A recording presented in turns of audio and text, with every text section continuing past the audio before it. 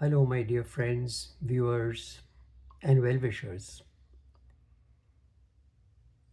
We have already launched the lyrical channel, and we started off with a prayer/poem which was called Gratitude. Gratitude to God. Today, as we are about to launch the medical channel, we also likewise started off with a prayer/poem which I call Grateful. Grateful for the human body and mind, which are the miracles of creation.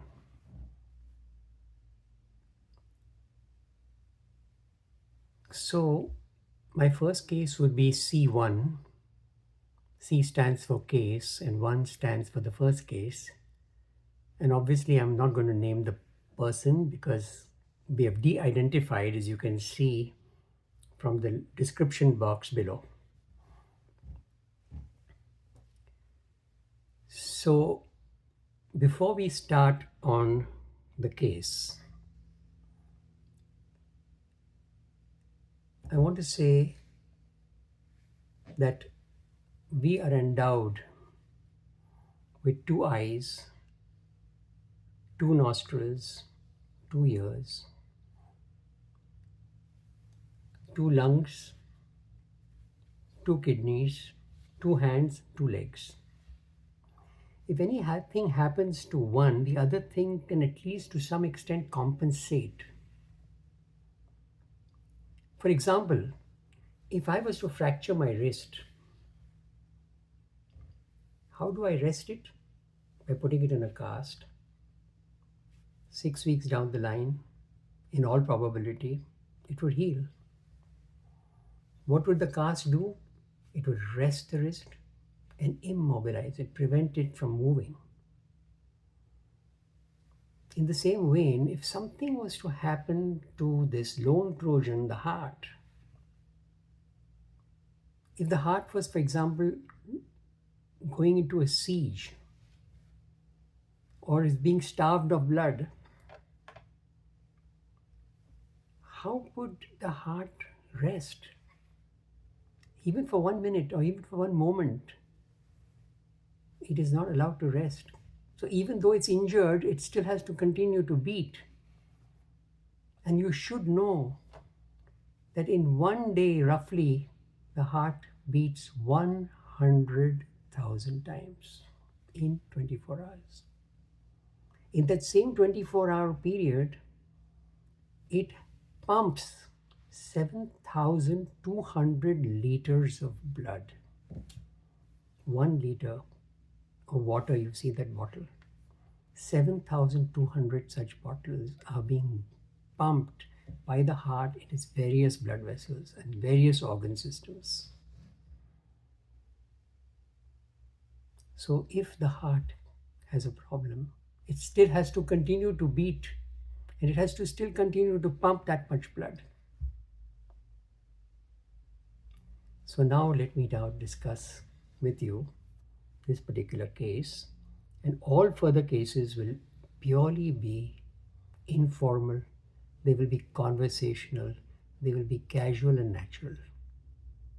And I will try and make every attempt to be as factual as is possible.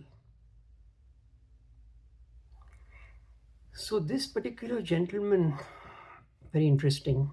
I finished my session in the afternoon, clinical session, and I was just about to leave. I'm not sounding dramatic, but I clearly remember this was 2008, many years back, but I do remember that my hand was actually on the knob of the door, about to swing it open, and me marching out. And I got a call.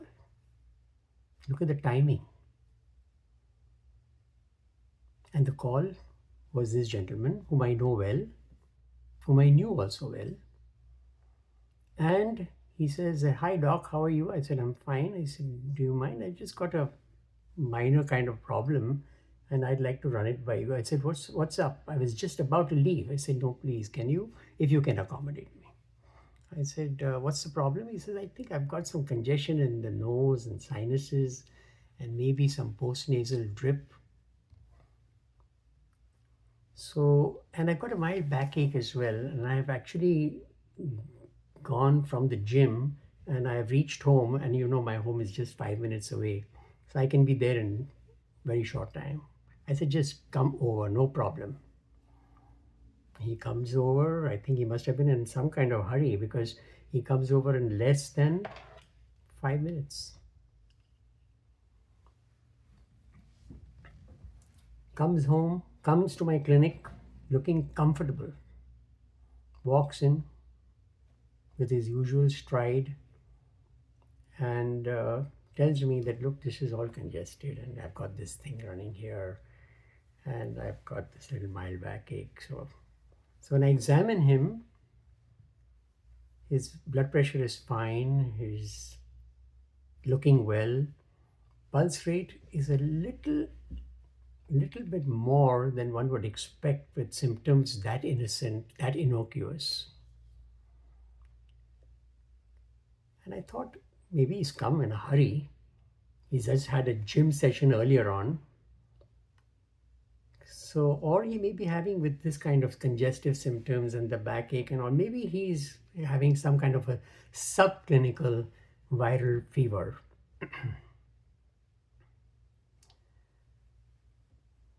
So, when I was examining him, I also looked at his heart, I looked at his lung.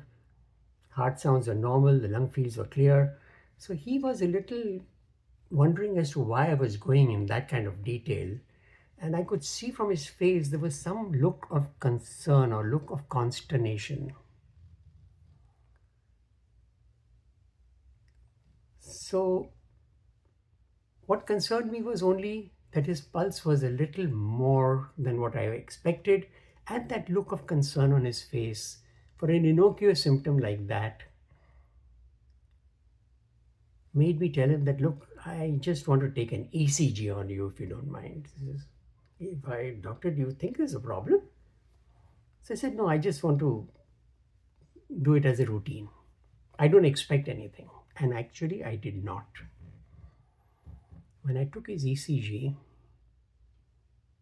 lead 2, lead 3, AVF marked ST elevation. V5, V6, STT changes. He was having on my examining couch an inferior myocardial infarction of a very acute kind. By that I mean the blood supply to one section of the heart, the inferior wall, it's the lower wall of the heart, the heart was being starved of that blood.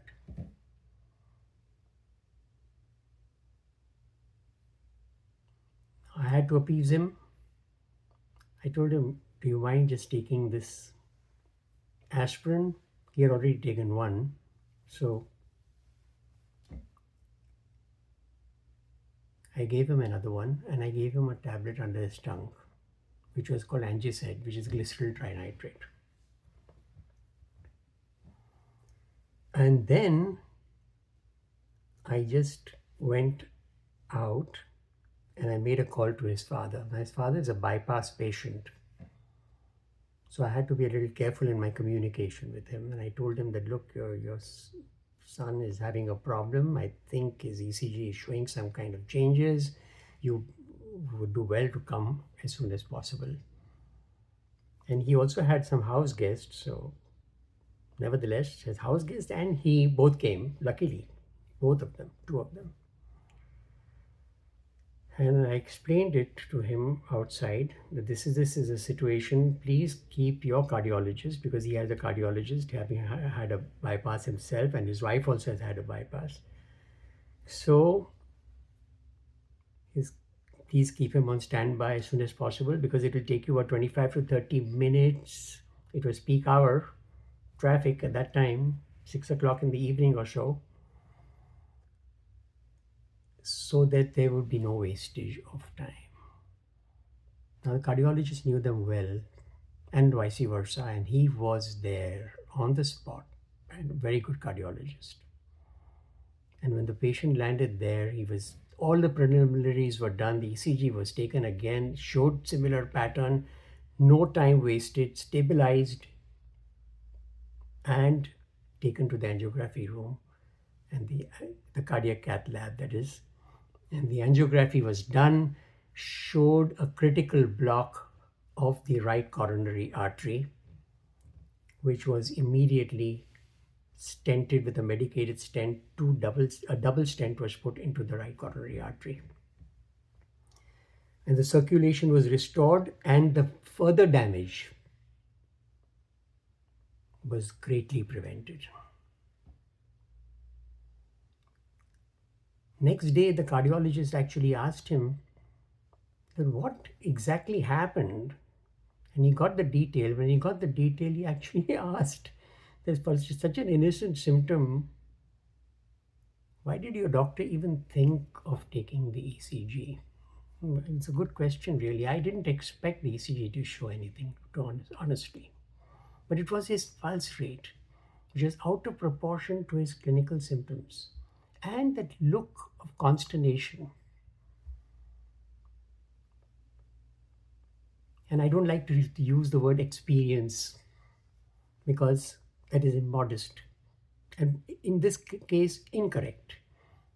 Because you can say it was intuition, but more than that, a divine element. Think about that. Look at the scripted way this happened. My hand on the knob of the door, about to leave. And had I marched out, what would have happened? I don't even want to contemplate. Goes home, can't find paracetamol, acetaminophen, takes an aspirin. Useful, could have done something to allay the problem. I see the consternation in the pulse rate and just want to take an ECG test to be on the safe side. Goes to the hospital in peak traffic. Doctor stands by, and no time wasted. Vascular channels are restored. Heart is saved from further damage. I mean, look at the way the thing has been timed, like as if it was just absolutely ordained. So today the patient is absolutely up and about, active, full of life, energy, and health.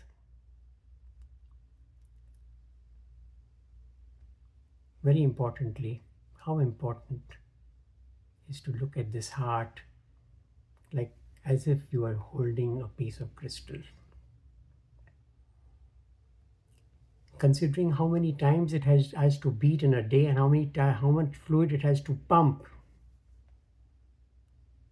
Look at the amount of work this horse has to do. I think we just need to look after it. I don't want to go into a big lecture on how to avoid the risk factors. That you can read that all in the books, all on your internet. And of course, should anything you want to run it by, your doctor is the person, the go-to person who knows you, you know the doctor, he or she has your records, run it by her. If you want a checkup, get it done from her or him. The best person to run it by. So I feel very happy to dedicate C1 to this patient. And more important than dedicating it to him is to say how well I know this patient. He's not just a patient, he's a very dear friend of mine now. And I wish him all the happiness, all the hope, and all the luck for the future. Thank you for hearing me out. Thank you for giving me your listening ear. And I'm signing off. I hope you will continue to smile with Dr. Esmail. Thank you once again for listening. Goodbye.